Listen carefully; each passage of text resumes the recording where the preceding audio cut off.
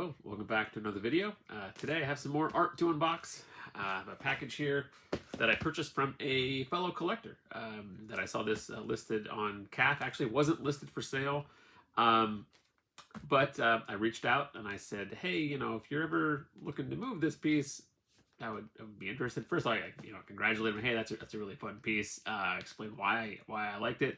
And I said, hey, if you're ever looking for a different example from that artist and you're looking to upgrade, I would be interested. So the collector emailed me back almost instantly and said, yeah, actually, I already purchased something else from this artist. And if you're interested, I would sell it at basically what his cost was. So I said, yes, let's do it. So let's open it up and we'll talk about it, and we'll talk about why it is something that I purchased. It fits into what I am putting together for sure. So, all right, let's get this open.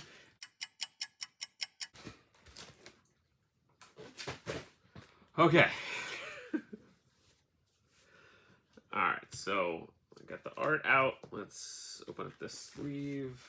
Just tape on the front here. I like what I'm seeing.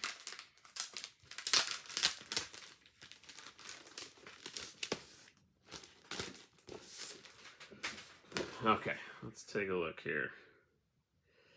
Yeah. This is... whatever, I say it. This is cool. I say it all the time, but it is. All right, so what it is it's another Jorge Corona page, and it is a page from Transformers issue 8.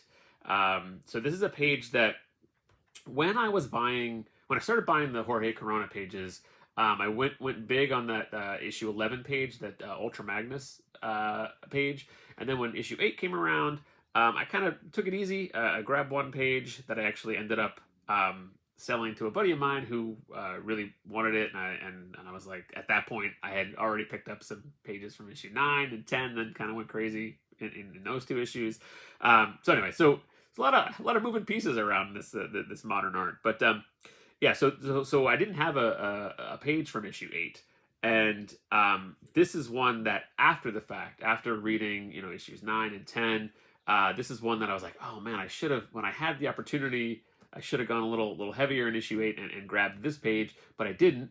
And then I saw it pop up on CAF, and I said, hey, and it worked out. So what it is, it's issue 8, page 1, and it's a kind of a quiet moment between Spike and Carly, and you get RC up top there. And what I liked about this is this kind of picks up the events.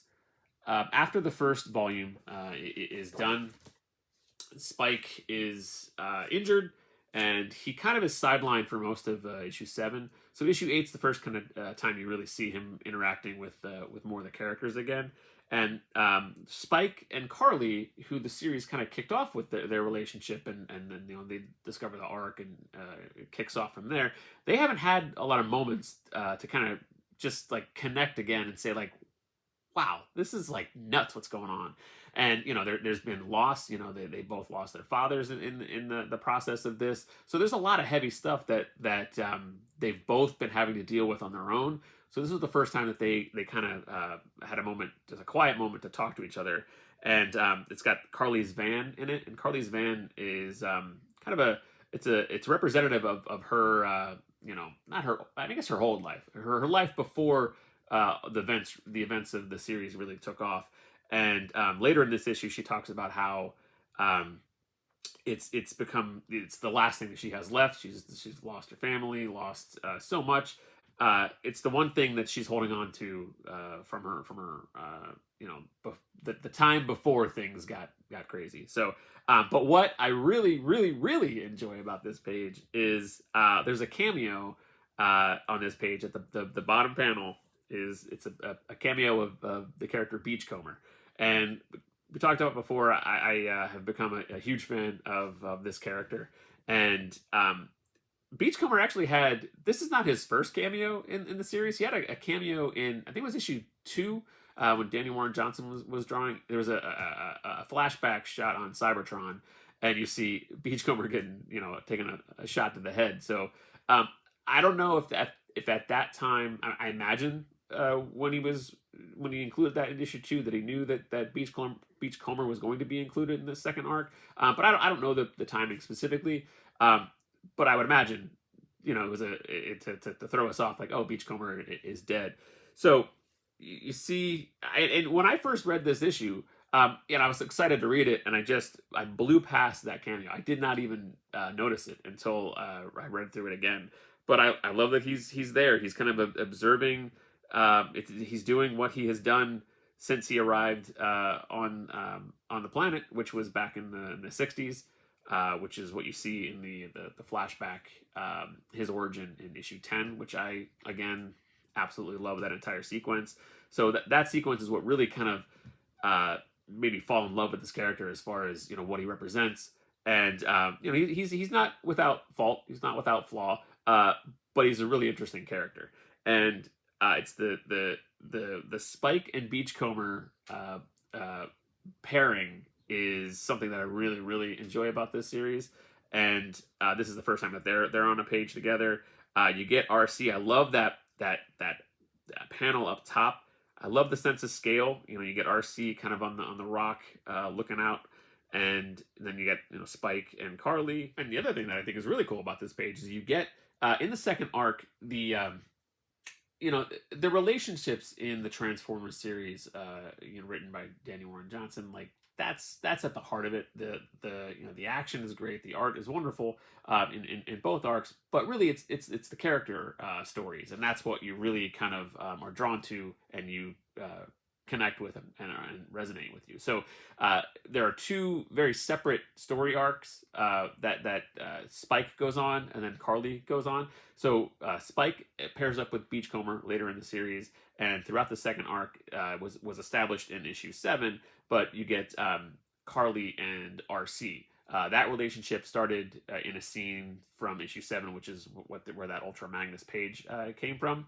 But then that throughout it kind of Carly's trying to find her way, and she becomes very hardened, and then along the way there's events happen, and she observes how RC has developed, and then also later when Alita 1 comes into play, she kind of sees some of that as well. So it's just a very interesting. It's very cool to have all 4 of those characters on this page, and I think this is the only time that all 4 of them are on the same page in the story arc. Not that it's like, not that all 4 together, that's such a key moment. I just think it's really, personally, I think it's very cool that they're all here. So yeah, like my perfect kind of page. You get this beautiful shot of just the foliage and the exterior shots, and then you get some kind of intimate character moments. You get the van there, and then you get this Beachcomber cameo at the bottom. So yeah, huge thanks to the collector who was willing to move this so quickly. I mean, he said, yeah, I think so. When the issue 8 pages came out, they went kind of quickly again. Things kind of slowed down a little bit, because I think a lot of people grabbed an example, and then didn't necessarily grab one right away again in issue 9. But like crazy people like me just kept I was like going in deeper into the Jorge Corona fandom. So yeah. Anyway, so I think these went really quickly, and then issue 9 there was a lot of action, and it kind of picked up from there. So I feel like he had this page, and he said, yeah, I picked up some other stuff, so I'm happy to move this on, and I bought it at what I would have paid from Annabelle, the Kirby, the Jorge's rep. So and I knew what the price was, because I had the price list from the issue 8. So it was a fair ask, and I went for it. So I'm really happy to get this one, because like I said, I didn't have, after kind of moving that other issue 8 page to a friend of mine, I didn't have an issue 8 page, and not that I need an issue from every single, or not that I need a page from every issue. it's also kind of cool that I'll have a page from every issue. And spoiler alert, I do have pages from issues 11 and 12 coming. So those are being paid off as we speak. But yeah, so to get this one and to get the representation of Beachcomber, his earliest Jorge Corona appearance, that's really cool. Not that I'm not like, oh, his first appearance, it's cameo. It's not that. It's just I like the story arc of Beachcomber. He kind of arrives on the scene. He's observing them, and then you see him in issue 9 reappear, and then that origin sequence in 10. And then from there, I just have enjoyed that character. So yeah, really happy to get this one in the collection. So yeah, just love how he blends right in there. Even though there's this wheel, like you'd think that I would have seen that right off the bat, but no, his shoulder, the wheel on his shoulder, and I missed it. I just blew right past it. So anyway, thank you very much for watching this one, and I will see you soon.